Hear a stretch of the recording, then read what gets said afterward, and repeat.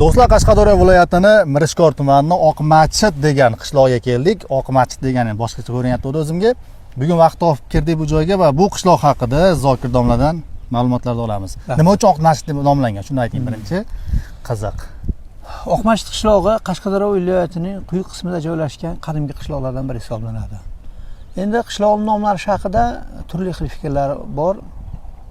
Olima Karmishevaning fikricha Oqmachit deb nomlanishga sabab qishloqda o'sha o'rta asrlarda amirlik farmoni bilan qurilgan masjid, ya'ni amirlik farmoni bilan qurilgan masjidi bor qishloqlarga katta masjid yoki Oqmachit degan nom berilgan.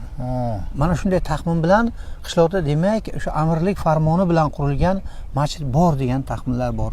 Afsuski bu masjid keyinchalik qarovsizlik oqibatida buzilib ketdi. 50-yilda ham uning baland bir tepalik bor edi. Hozir iz qolmagan undan. Hozir undan iz qolmagan. Demak, Oqmachit nomi o'sha qadimdan kelayotgan nom. Yaqinda o'zgarmagan bu. O'zgarmagan. Bu o'sha hukmdor farmoni bilan qurilgan masjid bor qishloqlarga shunday nom berilgan. Odamlarning yashashi haqida aniq manba yo'q.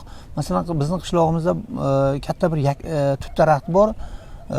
Biologlarning taxminicha taxminan 300 yoshda bor. Agarda uni tabiiy ravishda ko'rmaydi-ku, uni odam ekkan desak, qishloqning yoshi kamida 300 yilni tashkil qiladi. Demak, odamlar yashagan paytda ekilgan daraxtlar. Odamlar yashagan.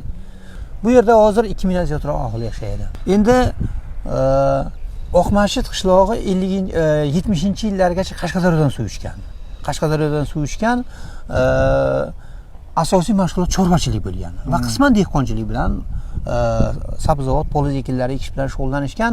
73-yil esa bu yerda Qashqadaryo Amudaryodan Qarshi magistral suvi keltirildi va bu yerda cho'llar o'zlashtirib, obod yerlar barpo qilindi va endi aholining katta qismi dehqonchilik bilan, qishloq xo'jaligi bilan shug'ullanadigan bo'ldilar. Hozirgi kunda esa aholining asosiy qismi qishloq xo'jaligi, chorvachilik, tadbirkorlik bilan shug'ullanadi.